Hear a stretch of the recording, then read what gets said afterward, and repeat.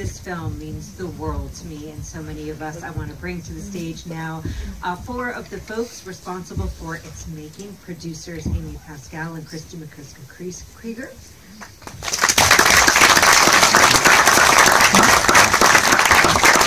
cinematographer Janusz Kaminski,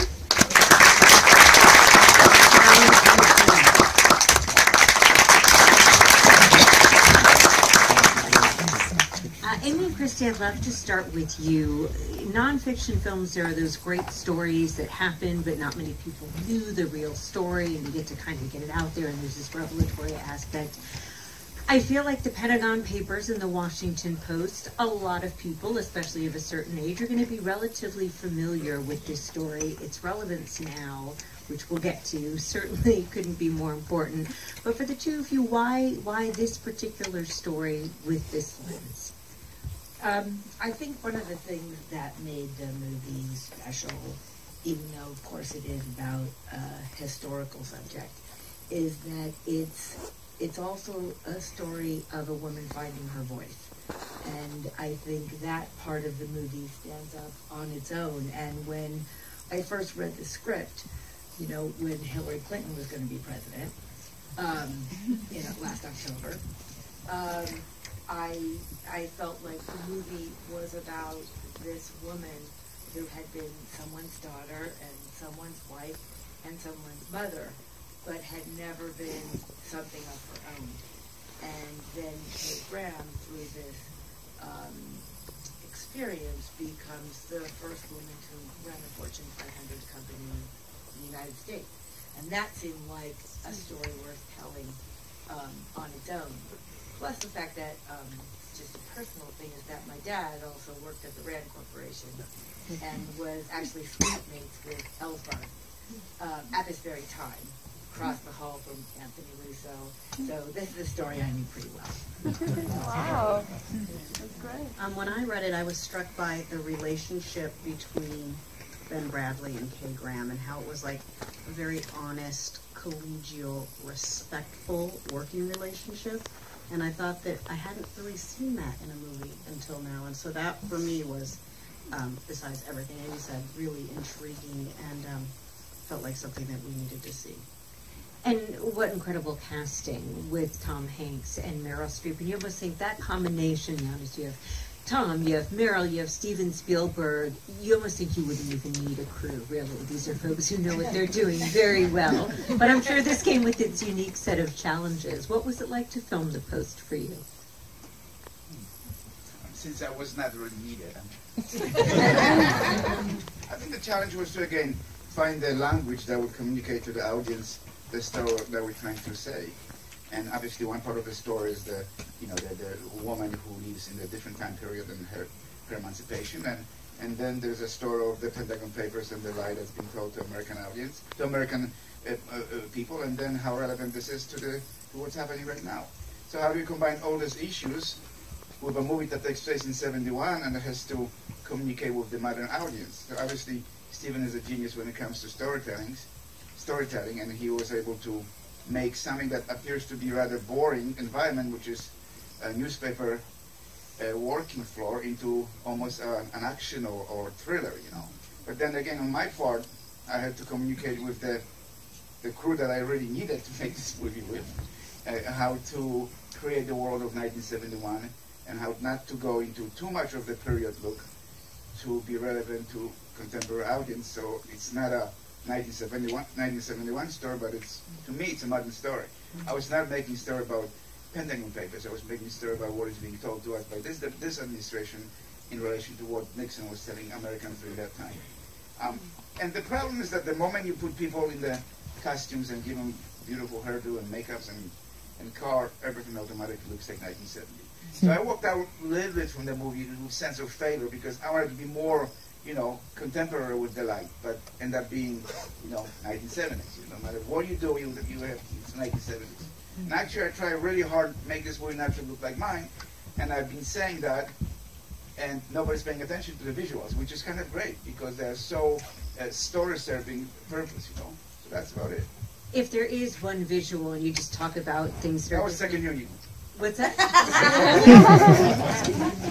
In 1971, the nature of news, especially from a technical perspective, was so different. I literally did start crying when I saw the letters being put in the printing press, because that is something that in many ways is dead, for lack of a better word. But there's also more to it. The letters, what represent the bullets and the weapons, and the press being the weapons and the words and the truth.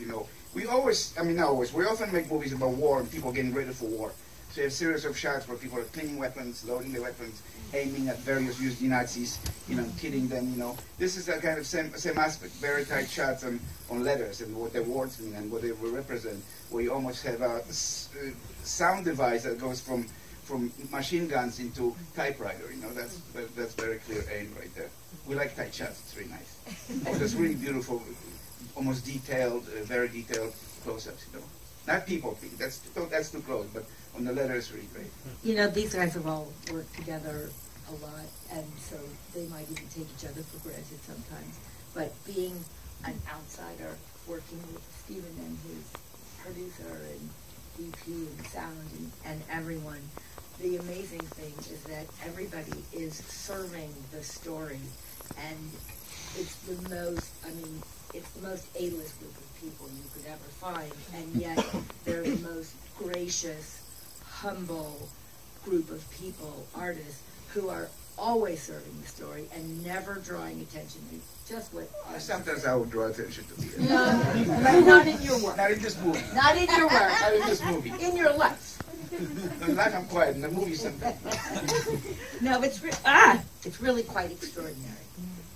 Drew, in this era of Pro Tools and digital technology, what was it like to work on a film that was in many ways set in an era where the technology was very, very different?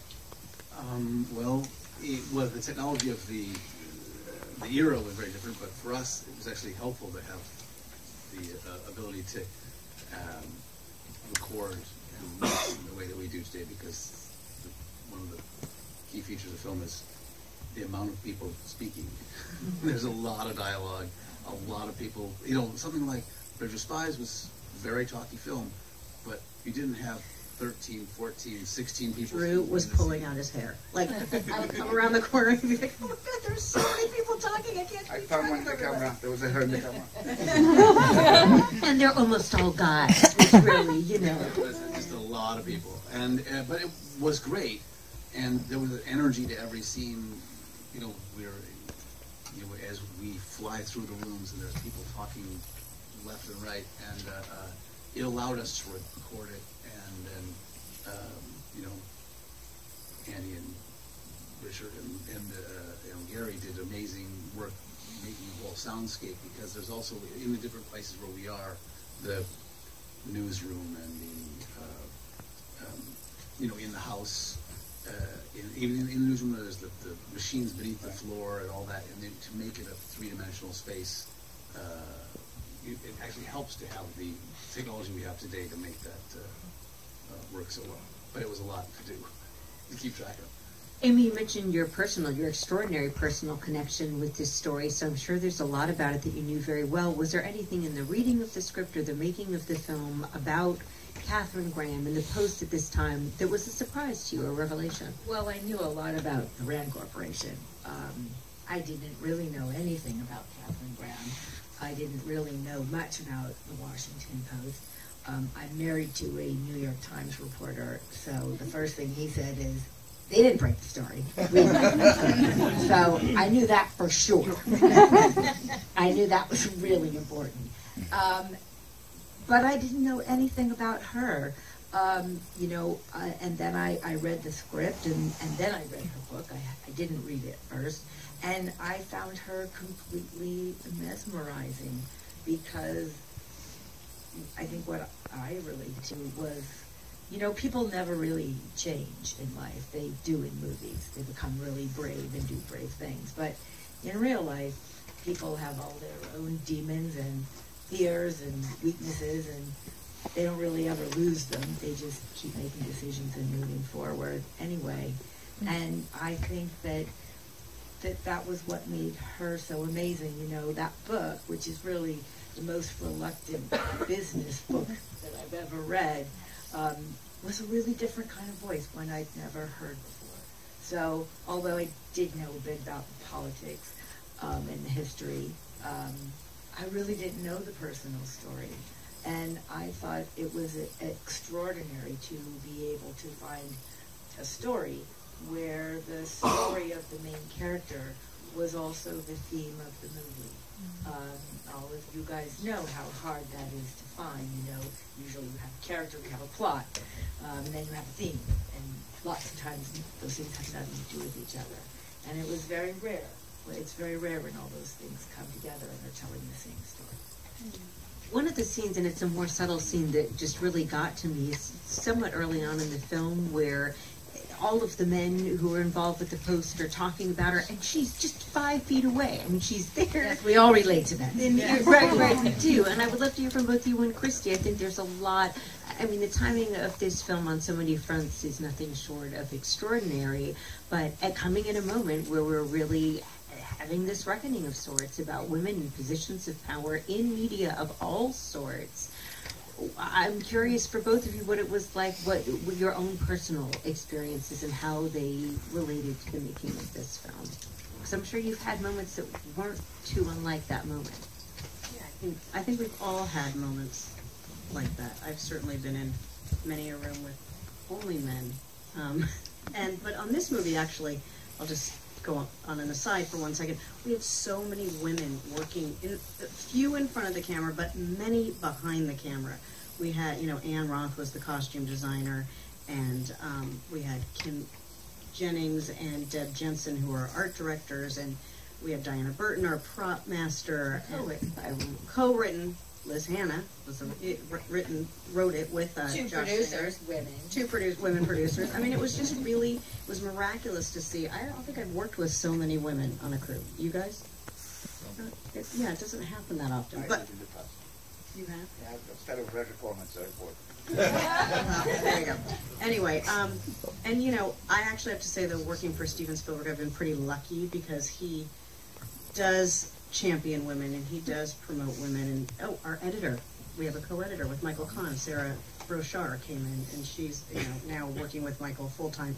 I don't know, Steven does a good job of championing women, mentoring women, and working well with women. He always has.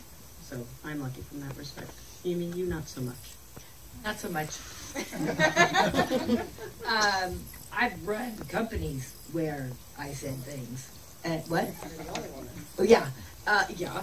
And where you say things and nobody does anything to say even then. So I know exactly what it feels like to say something and then somebody else says the same thing and all of a sudden it's a fantastically great idea.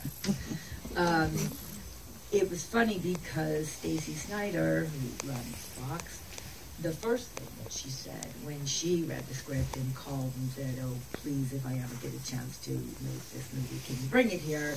was that scene in the boardroom where she can't find her voice, where she says something and no one is listening to her, and then when she just clams up and evaporates, she says, "That happens to me all the time."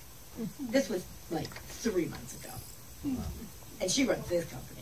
So this is something that women really relate to, and I do believe at this time, all of the things that are happening is that women being afraid to speak up about what they think has created a culture where women don't say anything, and that means that they won't say anything, and we all know what that means.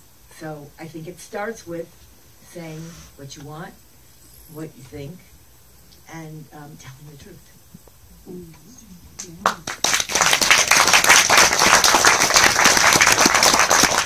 And for the two gentlemen in the end, having so many women behind it, does it feel any different? Or when you talked about having worked on film sonos for quite some time that had women on them, is there a big difference at all? Do you feel any difference when it's an all-male cast and crew, or when you get more of a blend? Do you feel any palpable change? With men.